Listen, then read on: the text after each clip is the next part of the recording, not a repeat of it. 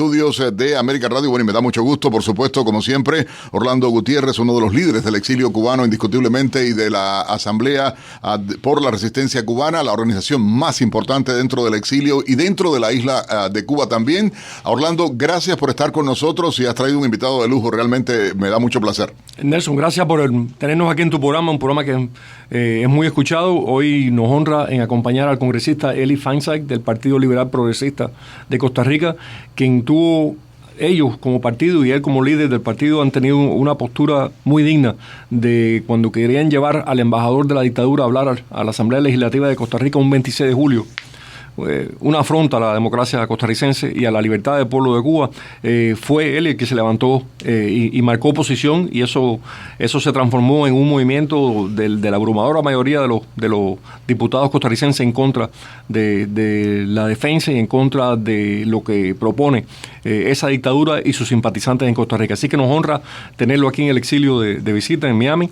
Ya ha tenido algunas reuniones con líderes y este es el tipo de persona que es dispuesto a defender la libertad y la democracia, quienes son los verdaderos amigos del derecho del pueblo cubano a ser libre. Y es algo que da gusto, congresista, un honor tenerle con nosotros en el programa. Costa Rica, que tiene una tradición de democracia imponente realmente, y esta percepción de no injerencia en los asuntos internos de otros países. Sin embargo, el hecho de que usted haya tomado esa postura, ¿a qué responde? ¿Por qué tomó esa decisión en ese momento? ¿Qué percepción tiene de lo que ocurre en Cuba o qué ha ocurrido en Cuba en los últimos 64 años?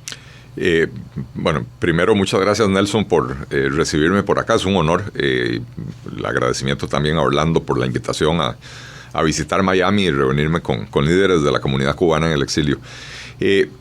Yo como liberal, profundo creyente en la democracia liberal y republicana,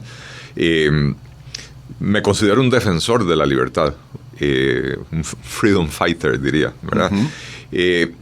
Y me parece que es una afrenta en un país como Costa Rica traer al embajador cubano un 26 de julio. No recuerdo el título de la conferencia que iba a dar, pero podríamos resumirlo como las maravillas de la Revolución Cubana, ¿verdad? Y como defensor de la libertad sentí que era mi obligación pararme en el Congreso, hablar de esa actividad, explicar por qué me parece ofensivo que se valgan de los instrumentos de la democracia para difundir lo que no es nada más que propaganda barata. Para nadie es un secreto que Cuba tiene una dictadura que ha continuado a lo largo de 64 años, que traicionó al pueblo de Cuba, que en su momento buscó deshacerse de un dictador para llegar a tener uno peor. Y precisamente en esa fecha del 26 de julio del asalto al cuartel, me paré, hablé y dije, de hecho a mí me gusta mucho usar el sarcasmo, y entonces inicié mi intervención diciendo: hoy Cuba está de fiesta, excepto por los prisioneros, los 1.100 y resto prisioneros políticos que hay contabilizados, excepto por las madres de blanco, etcétera, ¿verdad? Entonces, y empecé a excluir quienes no estaban de fiesta. Al final de cuentas, los únicos que están de fiesta son los miembros del régimen. Fecha poco conocida en Costa Rica, poco conocida la historia de que ahí realmente nace el comienzo de la desgracia. El comienzo de la desgracia, exactamente. Y bueno, es una convicción de nuestro partido la defensa de las libertades individuales, de los derechos humanos, de la democracia. Lo hemos hecho en otras ocasiones, no solo con respecto a Cuba. Hemos tenido intervenciones importantes con respecto al tema de Rusia, con respecto, ayer le contaba a Orlando, una situación que se quería firmar un convenio de cooperación entre Costa Rica y el Sultanato de Brunei, y un convenio de cooperación en materia de educación, de cultura, entre otras cosas. Y bueno, nos paramos a hablar en el plenario también, a explicarle a nuestros compañeros qué es el Sultanato de Brunei y por qué Costa Rica no debe de entrar en un convenio de esa naturaleza, porque Costa Rica tiene un convenio de cooperación con Cuba. Y en los últimos 2 gobiernos, que fueron gobiernos de una izquierda solapada, pero una izquierda al final de cuentas bastante agresiva, aprovecharon ese convenio de cooperación para llenar el Ministerio de Educación de Costa Rica de asesores cubanos. Adoctrinamiento puro. Adoctrinamiento puro. De hecho, todas las pruebas estandarizadas nacionales...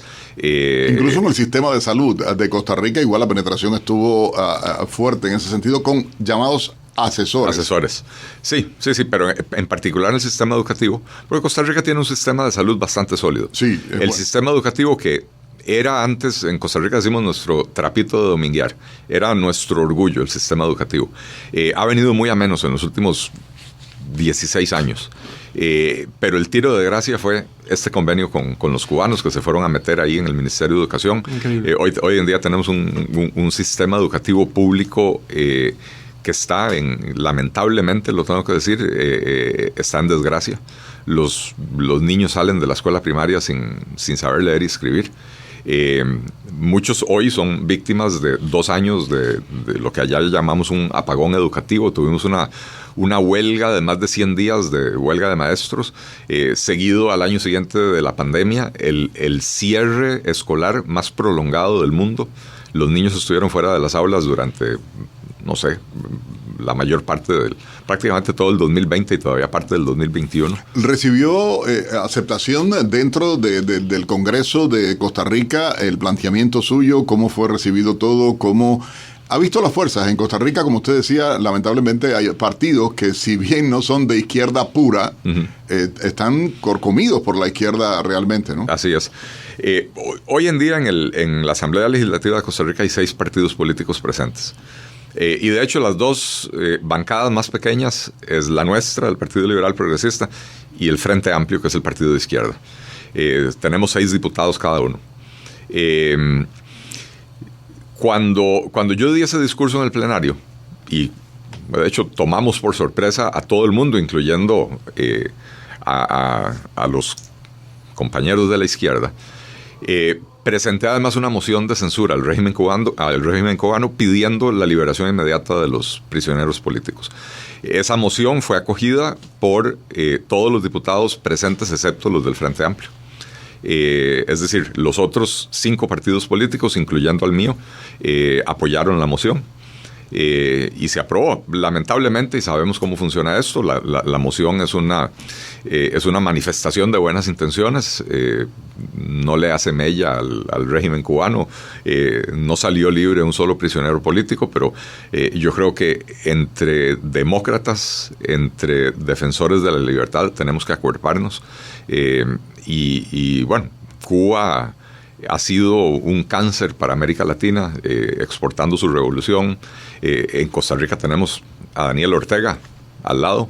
Tenemos un flujo migratorio que hoy se estima que está entre 2.500 y 4.000 personas al día que están llegando del sur, en su mayoría venezolanos, y es una situación que para un país pequeño como Costa Rica se ha vuelto muy difícil de manejar. Recuerdo cuando la crisis de Nicaragua estuve en Costa Rica cubriendo igualmente la situación que se vivía, e incluso estuve en el Palacio Presidencial, tuve la posibilidad de entrevistar entonces la vicepresidenta, recuerdo, y estuve en la Cancillería también, o sea, hará 2 años o algo así, y era cuando la crisis de Nicaragua, y me llamaba enormemente la atención el comportamiento de la Cancillería y el del gobierno de Costa Rica de complacencia, voy a decirlo, porque si bien estaba recibiendo a los nicaragüenses que inundaban igualmente los principales calles, parques, las instituciones de salud las tenían saturadas, los nicaragüenses sin acceso, sin documentación, todo eso, había complacencia de parte del gobierno de turno con el régimen de Daniel Ortega, o sea, era un